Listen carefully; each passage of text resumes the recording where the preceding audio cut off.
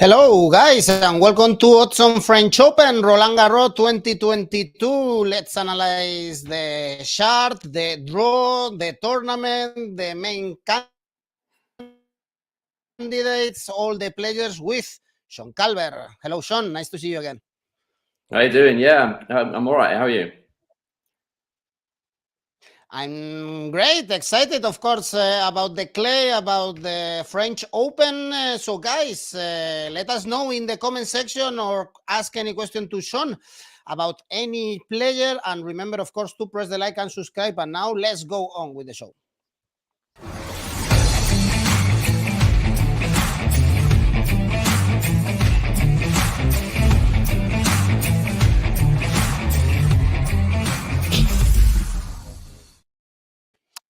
Well, Sean, we saw a fantastic Australian Open, the first Grand Slam of the season. Also, we enjoyed a lot Indian Wells, Miami, and the clay season. And we arrived to this Roland Garros. Really open, in my opinion, in this 2022. In the draw, I would say Spaniards are not very happy seeing Nadal and Alcaraz in the same side of the draw.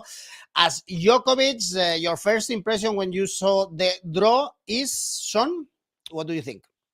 Well, there was always going to be a chance that the top guys would be drawn together.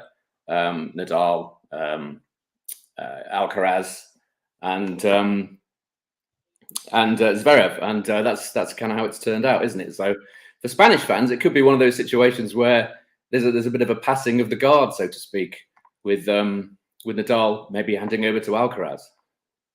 Can be the legend passing by the glory, to Alcaraz. The four main favorites are going for the same side of the draw. So let's analyze one by one the big favorites, starting with Novak Djokovic. He's the main favorite to win Roland Garros. Again, odds are 3.0 for him. Remember that he won Roland Garros last season, and probably Sean, his favorite because we saw a really solid, good performance in Rome after all the disappointment and all the polemics that we saw at the beginning of the season, of the year. In Australia, is, in your opinion, also Djokovic's favorite for this Roland Garros? I think you have to make him and Alcaraz joint favourites, which is what the bookies have done. Djokovic came into this clay swing, obviously in a bizarre position of having hardly played all season, and that was obviously due to his vaccination status. He wasn't allowed in the US. We saw what happened in Australia. He played in Dubai, got beat there by Vesely. So he was really missing quite a lot of match fitness, match time, court time. Came into the clay swing and he was poor. He talked about having an illness, which I assume he's talking about coronavirus there, which was really making him suffer from fatigue during matches. He was poor in Belgrade, Monte Carlo, and then he started playing again, didn't he, in Madrid? It all started clicking for him a little bit in Madrid in the match he played against Alcaraz, which was obviously an epic match and something that maybe we're going to see again. At Roland Garros, so hopefully we are. I think we probably will. And then he went to Rome and he won it, didn't he? Didn't drop a set, if I remember right. He just walked straight through Rome, won another title in Rome, a place where he's done exceptionally well over the years. So he's going to be pretty happy coming into this French Open. But you got to make him the favourite. But the one question mark I have over him at the minute, this particular year, is fitness. He keeps talking about periods where he's struggling during matches, and I don't know whether this is to do with this lingering illness that he keeps talking about. And we've not seen him tested this season over the best of 5 sets, have we? So I'm just a little bit concerned about that. Form-wise, everything's fine, I think, from his point of view. But my concern would be the stamina element of it with him. Last time we saw Djokovic playing 5 sets was in the US Open, of course, when he was this close to win all 4 Grand Slams. In 2021, you mentioned that epic match in Madrid between Djokovic and Alcaraz. perhaps this is why Alcaraz is joint favorite with Djokovic to win Roland Garros. He is been, or according to Zverev, no, when he lost the final in Madrid, he said that Alcaraz is right now the best player in the world. For sure, there is a lot of buzz around him after winning Madrid, Barcelona, also his first Masters 1000 in Miami. Everyone is talking about him. When we spoke at the beginning of the year, Sean, about Alcaraz, we expected him to do well in the US Open, but he was still far away from the top 10. Only 3-4 months later, he's one of the main favorites to win Roland Garros. The question is if he's going to be prepared to handle the pressure, and also if he's going to have the stamina, no, to handle playing 5 sets.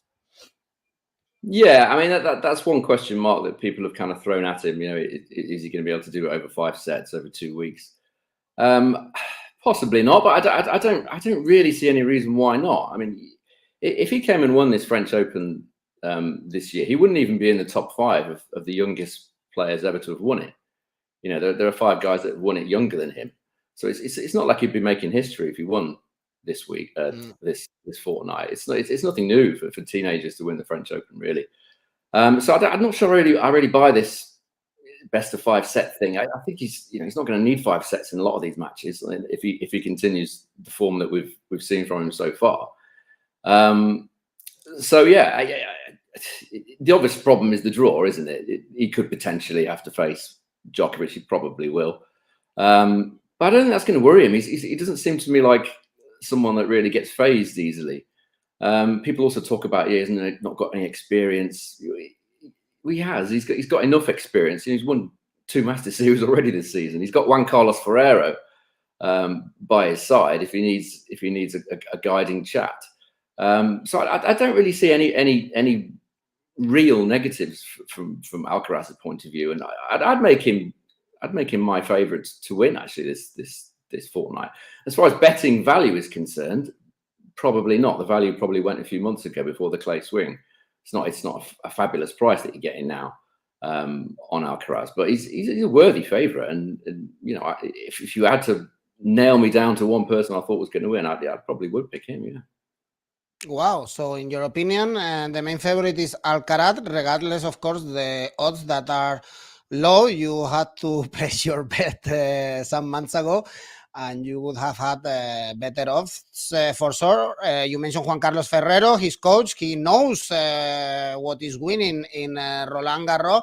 And we know, of course, that Alcaraz knows how to handle the pressure. He's been very, I would say, even cheeky, no? And whenever he's talked about winning trophies, he says that he wants to face Nadal, he wants to face Djokovic, he wants to face the best players and win Roland Garros, which is his main dream since he was a child. We have Ankur saying that Korda will beat Alcaraz.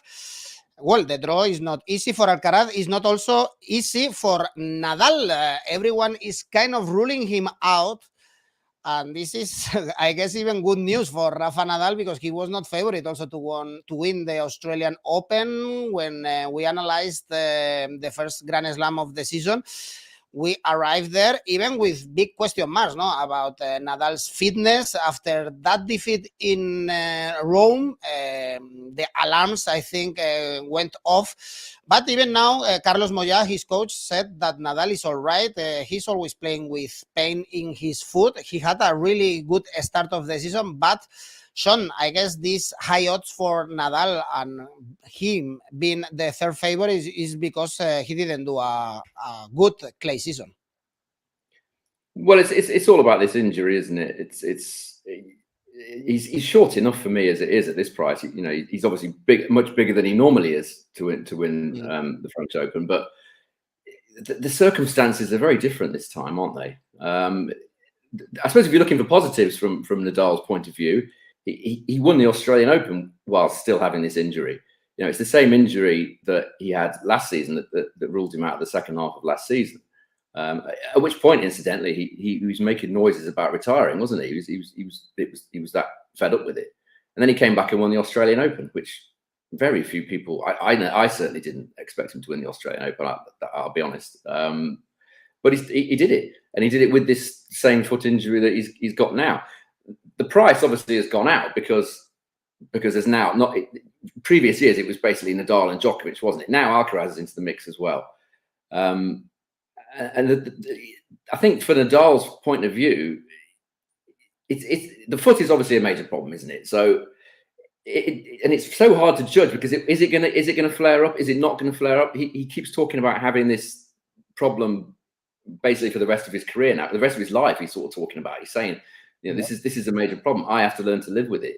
It either flares up or it doesn't. So if you are backing Nadal this fortnight, you're hoping that doesn't flare up, because if it does, it's game over, as we saw against Shapovalov in Rome.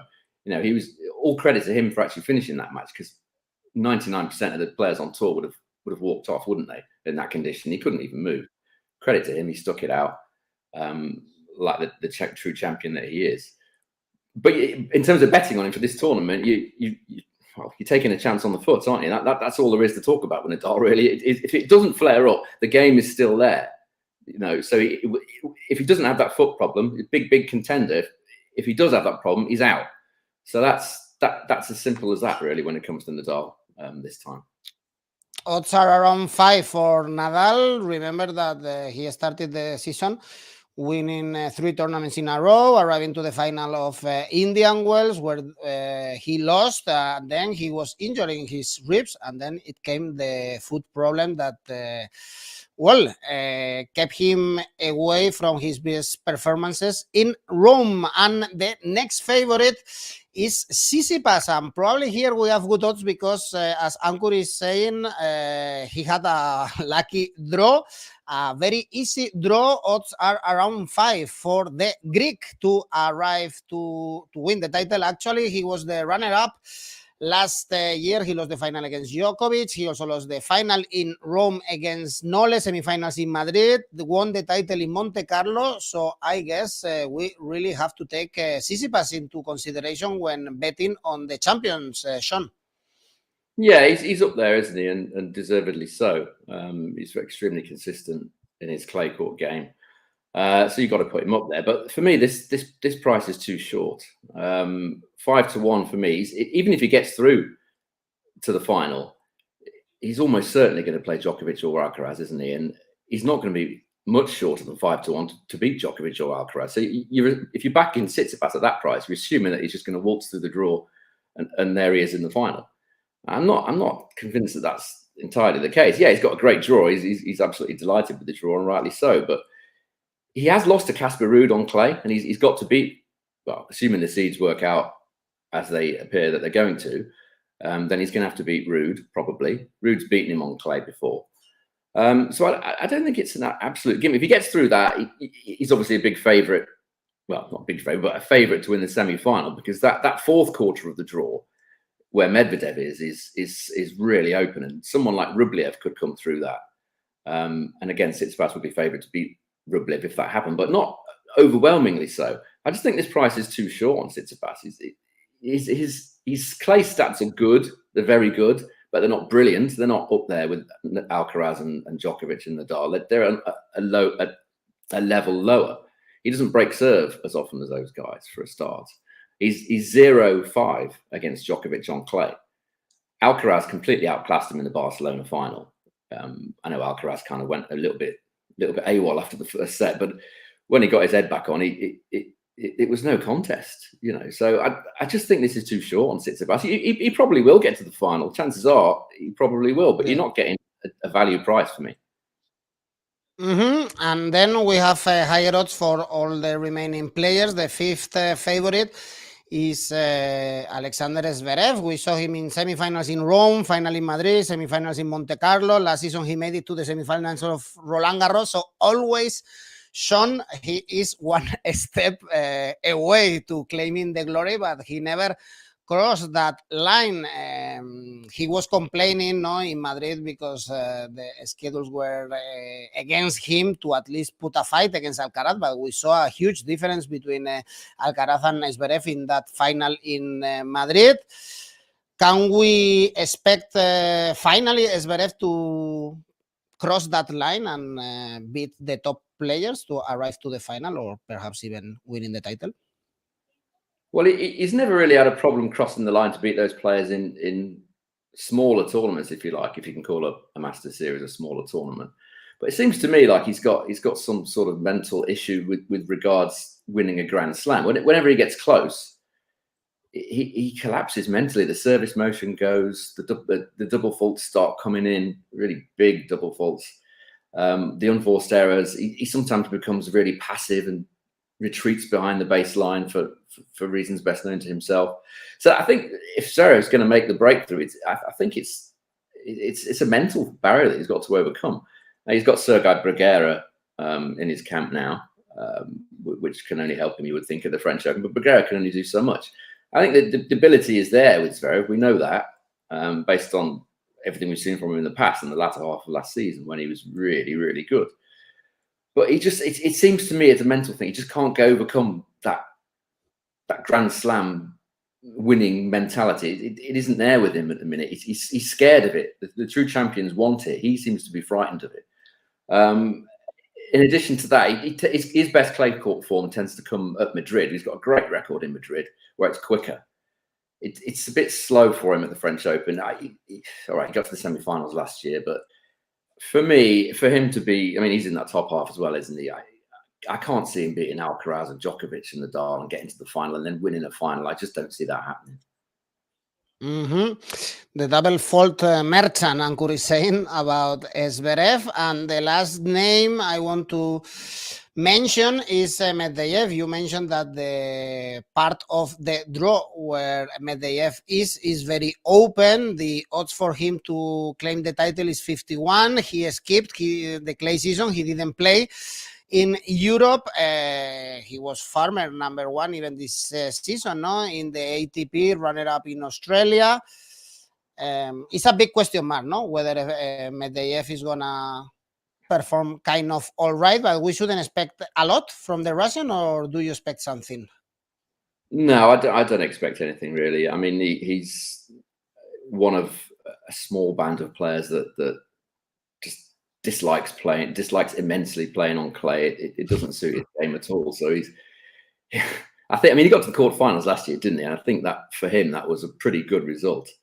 And he'd had a clay season to practice, if you like, prior to the French Open. This year, he hasn't had that. He's last time he played really was in Miami, and then he had a hernia operation. He's only just come back from that a few days ago in Geneva.